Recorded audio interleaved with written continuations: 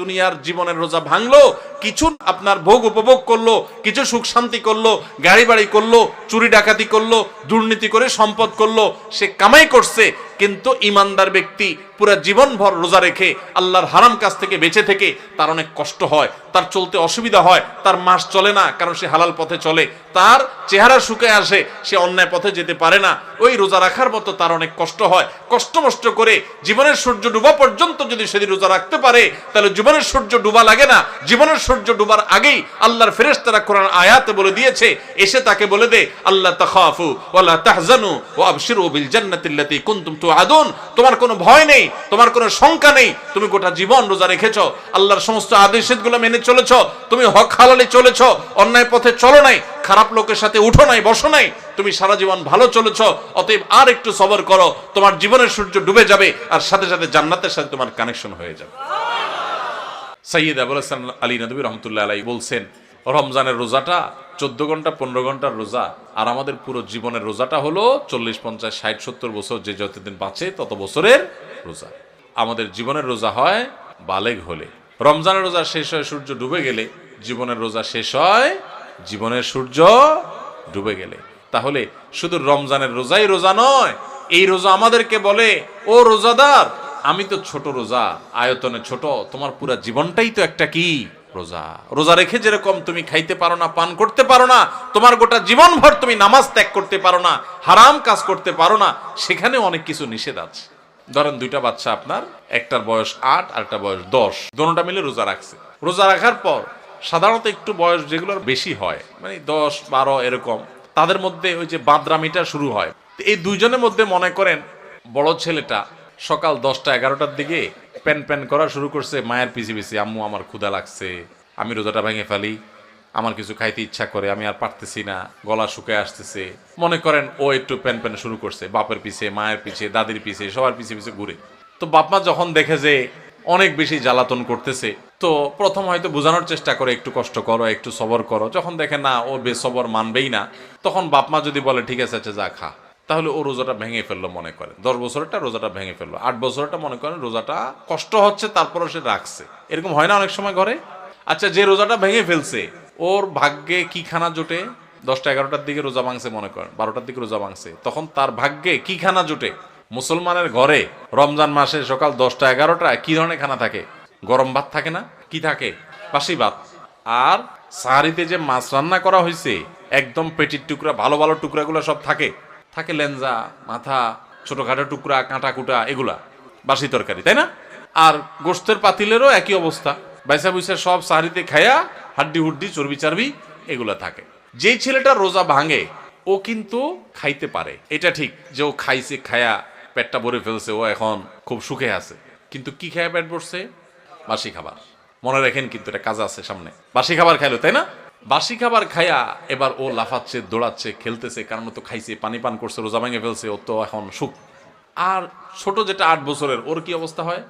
কথা বলেন, ওর অবস্থা কি? সময় যত বাড়তে থাকে তার কষ্ট বাড়তে থাকে। 12টা বাজে, 1টা বাজে, 2টা বাজে, আস্তে আস্তে মুখটা শুকায় আসে। খেয়াল করেন না? মুখটা শুকায় আসে। ছোট মানুষ, বলতেও পারে না, সইতেও পারে না, এদিকে রোজা আছে। আস্তে আস্তে যখন 2টা বাজে, 3টা বাজে, 4টা বাজে, বিকাল হইতে থাকে, এবার এই বাচ্চার চেহারাটা যখন ফ্যাকাশে হয়ে আসে, সে যখন কষ্ট করে, এবার তার বাপ দেখলে তাকে বলে, আব্বু এই তো আর 3 ঘন্টা। মা দেখে বলে, বাবা এই তো আসর আজান হয়ে গেছে, দেখতে দেখতে মাগরিব হয়ে যাবে, আর একটু। দাদি দেখে বলে যে নাতি এই তো শেষ, দেখতে দেখতে পার হয়ে যাবে, কত কষ্ট করছে, আরে আমার নাতিটা। আদর শুরু হয়ে যায় কিন্তু, তাই না? এরপর যখন ইফতারের সময় কাছাকাছি হয়, বিশেষ করে গ্রামাঞ্চলে যারা থাকেন তারা একটু গ্রামের চিত্রটা চিন্তা করেন তো কেমন হয়। যখন ইফতারের সময় কাছাকাছি হয়, তখন ওই যেটা 10টা 11টা 12টা রোজা ভেঙে ফেলছে, ভেঙে ফেলে যে খুব লাভবান হয়েছে তা না, বাসি খানা খাইছে। এখন সে যখন মা গরম গরম ইফতার বানায়া বানায়া, শরবত বানায়া বানায়া সব টেবিলে এনে সাজানো শুরু করে, ও আশেপাশে যখন গুড়গুড় করে, ওই যে ভাঙছে রোজা, ওইটা যখন গুড়গুড় করে, একটু তাকায়, মা দেয় ধমক, যা হাঁস ধর, মোরগ ধর, বাবুটা কাঁদতেছে, চোখে দেখোস না, ওরে রাখ। কারণ তুমি তো রোজা ভাঙছো চান্দু, তুমি বাসি খায় এত পেট ভরছো, তোমার তো এখন ইফতারের জন্য এত লালায়িত হওয়ার কথা নাই, তাড়াহুড়া নাই। যাও বাচ্চারা ধরো, যাও তাড়াতাড়ি একটা মোমবাতি নিয়ে আসো, কারেন্ট চলে গেলে জ্বালাইতে হবে। তাহলে ও রোজা ভাঙে একটু বাসি খানা খাইছে, খাইছে একটু বাসি খানা, কিন্তু এখন দৌড়ানি খায়। আর যেই ছেলেটা ছোট মানুষ রোজা রাখছে, মুখটা শুকায় গেছে, আর আধা ঘন্টা বাকি আছে সূর্য ডুবার, ওর কি অবস্থা হয় বলেন? তাড়াতাড়ি তারা ডেকে এনে দাদি কোলে নিজের কাছে বসা চেয়ারে, বাবা হাত দেয় পিঠে, মা এসে চুমা দেয়, বাবা আমার কত কষ্ট হয়ে গেছে, এই তো বাবা আজান দিয়ে দিবা, আর অল্প একটু বাকি। আদর আর আদর শেষ নাই, তাই না? আর মুয়াজ্জিন আজান দিতে দেরি, তার খানার আর দেরি নাই। মা শরবত আগাতে, বাবা আগে শরবতটা মুখে নাও। দাদি খেজুর আগাতে, বাবা আগে একটু খেজুরটা মুখে নাও।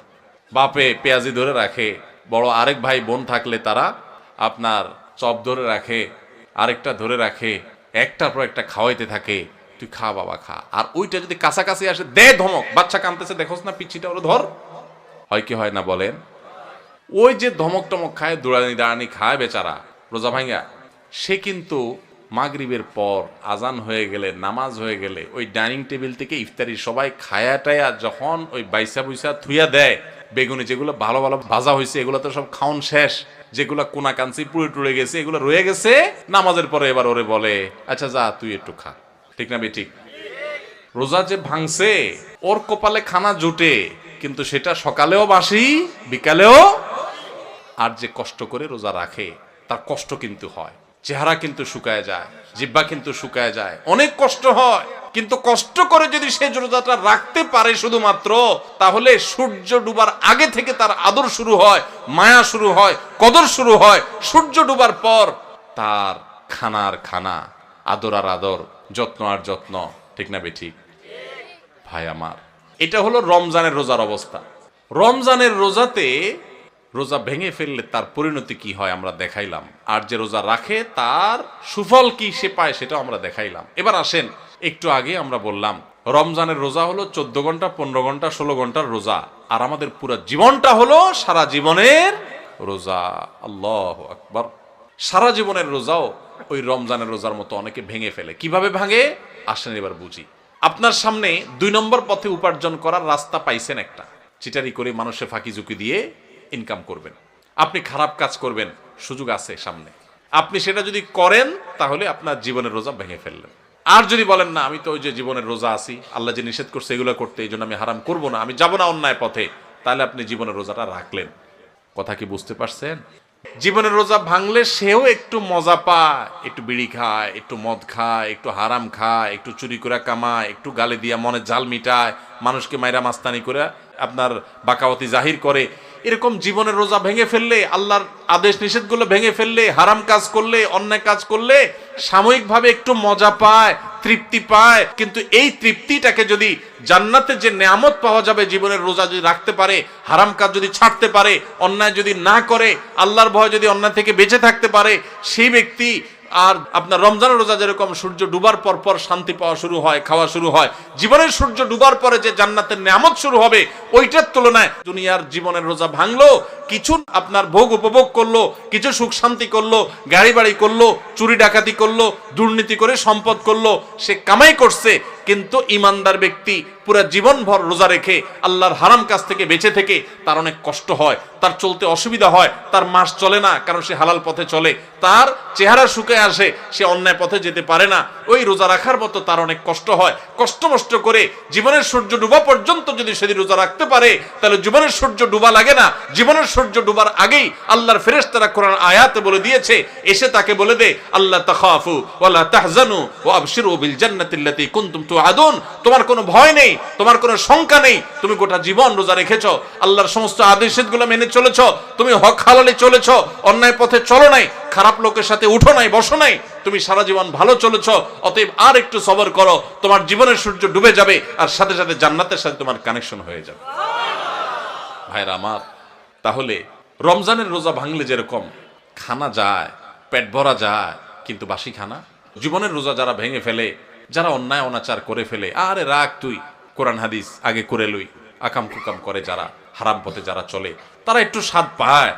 কিন্তু যে কষ্ট করে জীবনের রোজাটাকে ধরে রাখতে পারে না, আমি হারাম পথে যাব না, আল্লাহর ভয়ে সে সতর্ক থাকে, ওই ব্যক্তি তার জীবনের সূর্য ডুবার সাথে সাথে তার যে আল্লাহর পক্ষ থেকে জান্নাতের ইফতারের ব্যবস্থা থাকে, সেই ইফতার ফেরেশতারা যখন তাকে আদর করে খাওয়াতে থাকে, তখন ওইটার তুলনায় দুনিয়ার এই যে সমস্ত গাড়ি বাড়ি, চুরি ডাকাতি 2 নম্বরই করে যারা কামাই করলো, এগুলো হলো ওইটার তুলনায় ওই বাসি খানার মতো। রমজানের রোজা ভাঙছে যে, সে যেরকম সন্ধ্যায় দৌড়ানি খায়, জীবনের রোজা যারা ভেঙে ফেলে এদের মরার আগে থেকে ফেরেশতাদের দৌড়ানি খায়। তারা ইমানদারদের জান্নাতের নেয়ামত ভোগ করতে পারে না। ভাইরা, এই রমজানের রোজা যে আমাদের কত কিছু শিখায়, কত কিছু বলে, কত বার্তা দেয়, কত মেসেজ দেয়, এগুলো আমরা বেশিরভাগ মানুষ জানি না। আল্লাহ আমাদের সবাইকে রমজানের মর্ম বোঝার তৌফিক দান করুন।